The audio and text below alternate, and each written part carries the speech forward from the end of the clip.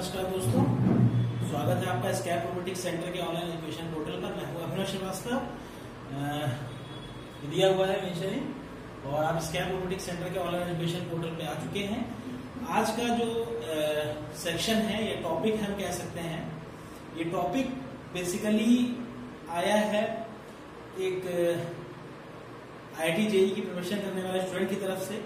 और थोड़ा अब तक जितने वीडियोस बनाए हैं वो वीडियोस एडवांस इंजीनियरिंग टेक्नोलॉजीज पे बनाए थे, जैसे कि रोबोटिक्स हो गया और न्यूमेटिक एंड हाइड्रोलिक्स हो गया। इन पर ज्यादा वीडियोस अभी बनाए गए हैं कि हम बहुत ज्यादा आगे पोस्ट इंजीनियरिंग पे वीडियोस बनाते रहे तो थोड़ा सा नाराजगी रही IIT JEE और नीट के एस्पायरेंट्स की। और उन्होंने कहा कि नहीं सर, हम लोग का भी कुछ एक मॉड्यूल टेकअप करिए। जो हमने कहा सब्सीक्वेंट प्रॉब्लम्स आप भेजिए, तो सब्सीक्वेंट प्रॉब्लम में जैसे जैसे आपके वायबल प्रॉब्लम्स होते जाएंगे उस हिसाब से मैं वीडियो बनाता जाऊंगा। तो थोड़ा सा एक यहाँ पर एक गैप बन गया था जिसको ब्रिज करने की जरूरत थी। तो लगातार 3-4 वीडियोस जो है वो एडवांस्ड इंजीनियरिंग पे या पोस्ट इंजीनियरिंग कैंडिडेट्स के लिए बन गए, तो उनको थोड़ा सा प्री इंजीनियरिंग वालों को थोड़ा सा समय कम मिल पाया। तो मैंने सोचा एक वीडियो, बहुत छोटा सा वीडियो है ये, मतलब बहुत एक डीप कॉन्सेप्ट को बहुत इजीली समझाने के लिए मैंने दिया है ये। तो जैसा कि मैंने आज का डेमो टॉपिक है IIT JEE नीट के लिए है, frame of reference is the main important thing.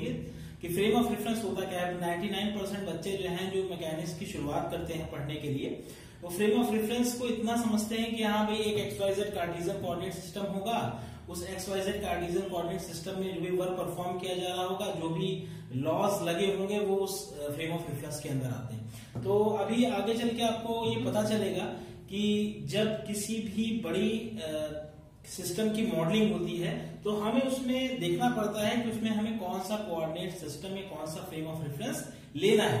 अब कौन सा फ्रेम ऑफ रेफरेंस लेना है, इसका मतलब कि हमें अपना बेस फ्रेम ऑफ रेफरेंस लेना है, या हमें रोटरी जहां पे हमें जिस फ्रेम में हमें निकालना है, या सपोज हमारा जो हैंड है या जो परफॉर्म जहां पे वर्क परफॉर्म हो रहा है उसका फ्रेम ऑफ रेफरेंस लेना है, किसका फ्रेम ऑफ रेफरेंस लेना है ये कौन बताएगा। तो इसी के लिए थोड़ा सा एक ये बहुत एक से कह सकते हैं बहुत वास्ट टॉपिक है, लेकिन इसको थोड़े से मैंने कॉन्सेप्ट से कि आप बेसिकली कॉन्सेप्ट आपका क्लियर हो जाए, उस बेसिक कॉन्सेप्ट के लिए मैंने इस चीज को डेवलप किया है। इस पोर्शन को 4 प्रॉब्लम्स के टर्म्स में सॉल्व करने की कोशिश की है, इससे आपको एक्सप्लेन हो जाए कि क्या हो सकता है। तो बेसिक फ्रेम ऑफ रेफरेंस की बात करें तो frame in which we derive the equation of motion, जिस फ्रेम में हम इक्वेशन ऑफ मोशन किसी पार्टिकल की फ्रेम करते हैं, या उसको हम ऐसे कह सकते हैं कि उसमें लॉज ऑफ मोशन लगाते हैं, वो आपका उस सेक्शन का फ्रेम ऑफ रेफरेंस कहलाता है। मतलब जिस पर भी हम जो ऑब्जेक्ट जहां पे जिस स्पेस टाइम पे रखा हुआ है, उस स्पेस टाइम में जो भी उस पर फोर्सेस लग रहे हैं, जितनी भी लॉज ऑफ मोशन उस पर लग रहे हैं, वो उसका फ्रेम ऑफ रेफरेंस कॉन्स्टिट्यूट करता है। तो अब फ्रेम ऑफ रेफरेंस 2 तरीके के, अभी आप इंटरमीडिएट में हैं या कॉम्पिटिशन की तैयारी कर रहे हैं, तो अंडर ग्रेजुएट लेवल पर आप इतना जानिए कि फ्रेम ऑफ रेफरेंस केवल 2 होते हैं, इनर्शियल और नॉन इनर्शियल। अभी आगे और भी होंगे, सिलिंड्रिकल है, पोलर, स्फेरिकल, ठीक है। तो वो आगे ये कोऑर्डिनेट सिस्टम है, यही आगे चल के फ्रेम ऑफ रेफरेंस भी बनेंगे, ठीक है। तो ये इस क्लासिफिकेशन के अलावा तो थोड़ी सी वास्ट क्लासिफिकेशन है, वो ये हो सकती है कि फ्रेम ऑफ रेफरेंस एक बेस फ्रेम ऑफ रेफरेंस होता है और एक and effectors frame of reference होता है। एंड इफेक्टर मतलब जहां पे वर्क परफॉर्म किया जाता है। फिर हम उन दोनों फ्रेम ऑफ रेफरेंस की मैपिंग करते हैं ट्रांसलेशन के टर्म्स में, रोटेशन के टर्म्स में, शियर स्ट्रेसिंग के टर्म्स में, है ना। तो कई तरह के इसमें फिर कैनोनिकल ट्रांसफॉर्मेशंस लगते हैं।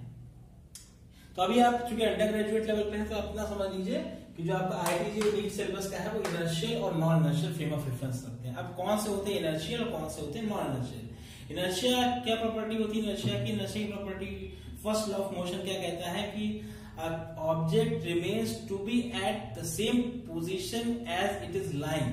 मतलब जैसे कि एक ऑब्जेक्ट है पहले से उसी स्टेट में रहना चाहता है, वो स्टेट चेंज नहीं करना चाहता। अगर उसकी स्टेट चेंज होगी तो वो उसके रिपल्जन का फोर्स लगाएगा उस पर, कि हाँ भाई, अगर आप बैठे हुए हैं तो अगर आप उठेंगे तो आपको उसके लिए क्या करना पड़ेगा, अपनी स्टेट चेंज कर रहे हैं तो आपको क्या करना पड़ेगा, फोर्स लगाना पड़ेगा उसके लिए।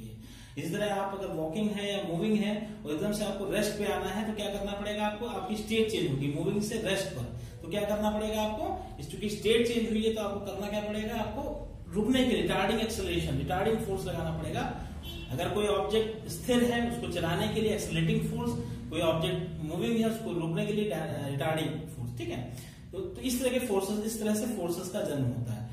तो अब बात करते हैं, हम बहुत दूर न जाते हुए कि इनर्शियल फ्रेम ऑफ रेफरेंस क्या होते हैं और non inertial frame of reference क्या होते हैं। इनर्शियल फ्रेम ऑफ रेफरेंस जैसे कि डेफिनेशन लिखी हुई है, तो frame of reference moving with a constant velocity और non accelerating frame of reference. हम कह सकते हैं जो फ्रेम ऑफ रेफरेंस एक्सेलरेट ना कर रहे हो वो इनर्शियल फ्रेम ऑफ रेफरेंस होते हैं, और जो फ्रेम ऑफ रेफरेंस एक्सेलरेट कर रहे हो मतलब उनकी वेलोसिटी कांस्टेंट नहीं हो तो क्या होगा, वो frame of reference non inertial frame of reference में आते हैं, ठीक है। तो अब एग्जाम्पल के तौर पे मैंने कुछ केसेस लिए हैं, 1 2 3 4, ठीक है। तो non inertial frame of reference का मैंने आपको एग्जाम्पल दिया है रोटेटिंग फ्रेम ऑफ रेफरेंस। इसके बारे में हम आगे चल के बात करेंगे कि एक्स डायरेक्शन के रिस्पेक्ट में ओरिएंटेशन, रोटेशन, वाई डायरेक्शन के रेफरेंस में ओरिएंटेशन या रोटेशन, या जेड डायरेक्शन के रेफरेंस में ओरिएंटेशन या रोटेशन, और इन सब की अपनी अपनी मैट्रिसेस बनती है। तो बात करते हैं पहले केस की। दिस इज फर्स्ट केस, एक ब्लॉक है दूसरे ब्लॉक से चिपका हुआ है, एक फोर्स लग रहा है और इस स्टेट को हमें कंटिन्यू में रखना है, मतलब स्टेट को बनाए रखना है हमें, we have to maintain that state. तो उस स्टेट को बनाए हमें रखने के लिए हमें कुछ फोर्स लगाना पड़ेगा। यहाँ पर रफ प्लेन पर है तो फ्रिक्शन भी होगा, ठीक है, रफ प्लेन पर है तो that is friction is there. तो रफ प्लेन में है तो फ्रिक्शन भी होगा। देखिए अगर इसमें बात करते हैं, हमने क्या कहा था कि आपका जो inertial non accelerating frame of reference होते हैं उसमें ज्यादा यूनिवर्सल या बेस फ्रेम को रेफरेंस माना जाता है। तो चूंकि अगर हम इस प्रॉब्लम को कितना फोर्स लगा है इस प्रॉब्लम को सॉल्व करने के लिए पहली मेथोडोलॉजी हम लेते हैं कि taking the inertial frame of reference. तो इनर्शियल फ्रेम ऑफ रेफरेंस क्या होगा, ग्राउंड होगा आपका, ठीक है। तो inertial frame of reference will be the ground. अब इस ग्राउंड के रिस्पेक्ट में इस मास को हमें स्टेबल रखना है, तो उसके रिस्पेक्ट में फ्री बॉडी डायग्राम जो बनेगा वो मास m का बनेगा। वो किस तरह से बनेगा भाई, एक नॉर्मल रिएक्शन इस ब्लॉक का नॉर्मल रिएक्शन कुछ हो जाएगा, ठीक है, यहाँ पे नॉर्मल रिएक्शन कुछ इस तरह से जाएगा। इसी तरह सब्सीक्वेंट केसेस में आपका जाएगा। ये 4 केसेस वेरी ऑप्टिमम केसेस है, इससे आप इजिली समझ लोगे कैसे हम अगर एक प्रॉब्लम को 2 मैथोलॉजी से सॉल्व करना चाहें तो दोनों मैथोलॉजीज में क्या क्या डिफरेंस होता है। इक्वेशन, नेट इक्वेशन हमारी सेम आएगी, नेट इक्वेशन में कोई डिफरेंस नहीं आएगा, लेकिन ये डिफरेंस तब आ जाएगा जब हम प्रॉब्लम्स की कॉम्प्लेक्सिटी को बढ़ाएंगे। तो अभी बेसिक प्रॉब्लम्स के आधार पर क्या क्या चीजें आएंगी वो देखना है।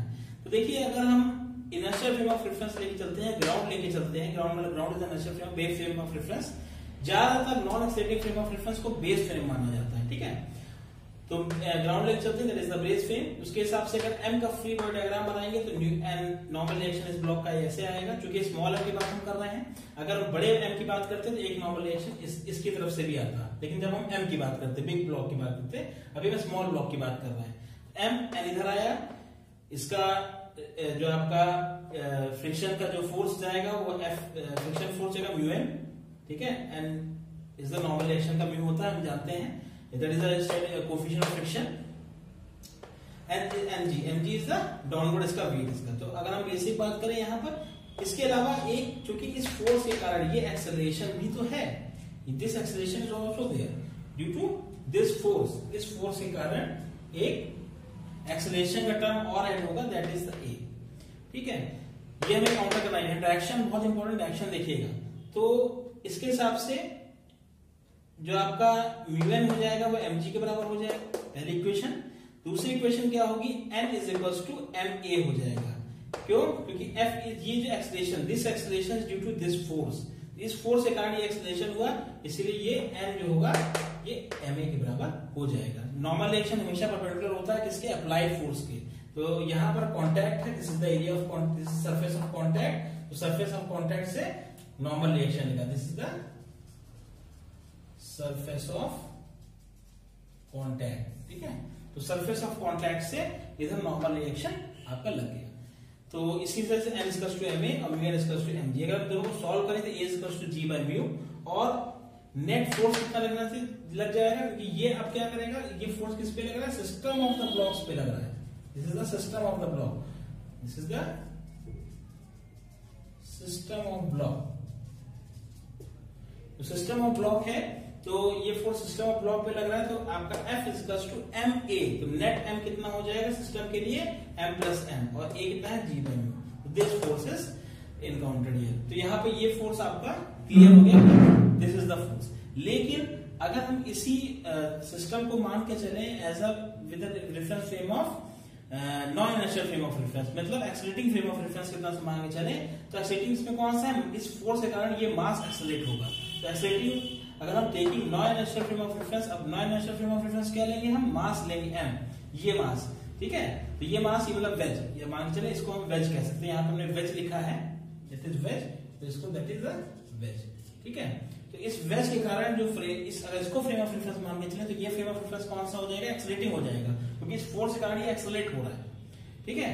तो क्या होगा, इक्वेशंस अभी भी यही आएंगी, लेकिन अब सोचने का नजरिया बदल जाएगा। अब इसके रिस्पेक्ट में सोचेंगे, n एज इट इज लगेगा, mu n as it is लगेगा, mg एज इट इज लगेगा। लेकिन इसके कारण जब कोई चीज चलती, क्योंकि ये स्टेट ऑफ पहले रेस्ट में था, अब एक्सेलरेट हुआ, तब क्या हुआ, पीछे से एक, क्योंकि फोर्स इस डायरेक्शन में जा रहा है तो अपोजिट डायरेक्शन में इसका रिएक्शन लगेगा, तो ये ma हमने यहाँ लगा। यहाँ पे देखिए ma की डायरेक्शन इस साइड है, यहाँ a की डायरेक्शन इस साइड है, ठीक है। दोनों ही केस में n इक्वल्स टू ma है, और इस तरह से मतलब कहने का मतलब क्या है कि मैथोलॉजीज अलग अलग हैं, आउटपुट सेम आएगा। सेकंड क्वेश्चन पे देखिए, सेकंड क्वेश्चन पे आते हैं। सेकंड क्वेश्चन में भी आपका क्या है, ये वेज है। जब हम वेज ना लेते हैं, जब ग्राउंड को हम इनर्शियल फ्रेम ऑफ रेफरेंस लेते हैं, तो ग्राउंड के हिसाब से देखिए हमने सारे इसमें बाइफरकेशन कंपोनेंट डिसॉल्विंग कर दी है। n cos theta equals to mg आया, n cos थीटा एक्सेलरेशन से, और एक पेंडुलम जो है लटक रहा है थीटा एंगल पर। इस केस में इक्वेशंस ऑफ मोशंस कैसे बनेंगे, देखिए फ्रेम ऑफ रेफरेंस अगर इनर्शियल लेंगे तो फिर हम ग्राउंड लेंगे, और अगर फ्रेम ऑफ रेफरेंस हमने नॉन इनर्शियल लिया, मतलब एक्सेलरेटिंग लिया, तो कार्ड लेंगे, ठीक है, या बॉक्स लेंगे। तो यहाँ पे तो अगर non inertial frame of reference लेंगे तो कार्ड लेंगे, इनर्शियल लेंगे तो आपका ग्राउंड लेंगे। इसकी बेस फ्रेम लेते थे, दोनों को रिजॉल्व कर दिया, t cos थीटा आया mg के बराबर, t sin थीटा ma के बराबर। वही कॉन्सेप्ट यहाँ कॉन्सेप्ट आपका बेसिकली लगा है। अगर हम non inertial frame of reference से बॉक्स कितना उस पे लेंगे, तो देखिए क्योंकि बॉक्स हम ऐसे मान के चलिए कि बॉक्स पहले स्टेट ऑफ रेस्ट में था, एक्सेलरेट कर दिया गया, तो ऑब्वियस सी बात है रिपेल करेगा, तो रिपेल का फोर्स पीछे आएगा अपोजिट साइड, तो Fp इक्वल्स टू ma, ठीक है। तो this is t sin theta तब भी Fp के बराबर आएगा, और t cos थीटा mg के बराबर आएगा। इक्वेशन सस्टेन रहेंगी, इक्वेशन वही रहेंगी जो इक्वेशन पहले से थी, बस देखने में नजरिया बदल जाएगा। अब नजरिया कहां पे और काम आएगा वो कभी सब्सिक्वेंट वीडियो में बताऊंगा, क्योंकि ये जो हमने बाइफरकेशन किया है इनर्शियल फ्रेम ऑफ रेफरेंस के रिस्पेक्ट में और non inertial frame of reference के रिस्पेक्ट में, इक्वेशन आगे चल के जब कॉम्प्लेक्स मैकेनिज्म आएंगी तो ये इक्वेशन माइट बी चेंज, ये इक्वेशन चेंज होंगे और होनी भी चाहिए, ठीक है। अभी ऐसे केसेस हैं जिनमें इनर्शियल और नॉन इनर्शियल एक ही सिस्टम ऑफ, पूरा एक ही सिस्टम है, उस एक ही सिस्टम में जब सिस्टम एक होगा तो इक्वेशंस भी एक ही तरह की आनी चाहिए। तो यहाँ पे इनर्शियल और नॉन इनर्शियल दोनों की इक्वेशंस एक आ रही हैं, लेकिन जब सिस्टम कॉम्प्लेक्स हो जाएगा, उसके कई पार्ट्स मॉड्यूल्स अलग अलग वर्किंग करेंगे, तब इन दोनों केस में इनर्शियल और non inertial frame of reference की इक्वेशंस चेंज हो जाएगी, ठीक है। दूसरे में देखिए एक आपका लिफ्ट है, इस लिफ्ट से एक बॉक्स ऊपर जा रहा है एक्सेलरेशन से, ये पूरा बॉक्स या कार्ड हम जैसे पहले कह सकते थे, और उसके अंदर एक मास रखा है वेज पर, ठीक है। तो आपको पता लगाना है इस केस में, इस तरह से क्वेश्चन जो आएंगे, क्वेश्चन इस तरह से आएंगे कि इस मास m, छोटे मास m का एक्सेलरेशन कितना होगा इस सिस्टम के प्रति। तो वो देखिए अगर आप ध्यान से देखें उसमें भी यही कॉन्सेप्ट लगाएंगे। तो G और A दोनों होता है थ्योरी ऑफ रिलेटिविटी से, अगर दो फोर्सेस या दो एक्सेलरेशन अलग अलग डायरेक्शन में है तो हमेशा उनके रिलेटिव स्पीड्स या रिलेटिव एक्सेलरेशन जुड़ते हैं। जो वेक्टर क्वांटिटीज होती हैं वो जुड़ती हैं, और अगर सेम डायरेक्शन में होगा तो वेक्टर क्वांटिटीज माइनस होती है, ठीक है। तो यहाँ पे G और अपोजिट डायरेक्शन में net acceleration G plus A हो जाएगा। बाकी आपने अपने कंपोनेंट रिजोल्यूशन कर लिया ट्रिग्नोमेट्रिक थ्योरम लगाकर, तो आपको मिल गया G plus A sin theta box के इनवर्ट मूवमेंट की तरफ, ठीक है। G plus A cos theta क्यों नहीं लिया, क्योंकि वो तो नीचे जा रहा है, हमें चाहिए क्या कि बॉक्स M जो है M मास स्लाइड कैसे किस एक्सेलरेशन से करेगा, तो वो G plus A sin theta से एक्सेलरेशन करेगा टुवर्ड्स डाउनवर्ड, ठीक है। तो इसलिए G प्लस से साइन थीटा को रिस्पॉन्डेंट मानते हैं net acceleration of the system, मतलब m मास का जो स्मॉल m मास का जो एक्सेलरेशन है वो G प्लस से साइन थीटा की तरफ से नीचे जाएगा।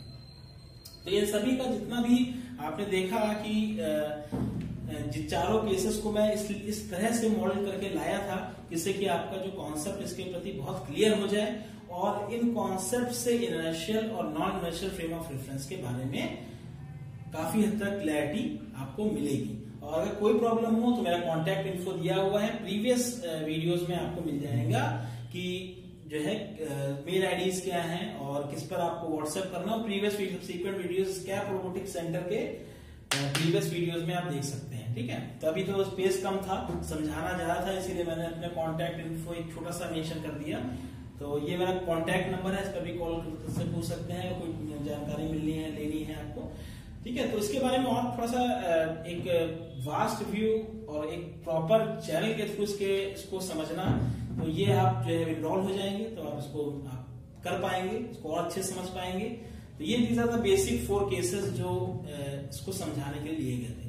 इसी के साथ मैं अभिनव श्रीवास्तव स्कैप रोबोटिक्स सेंटर की तरफ से आपसे अलविदा लेता हूँ।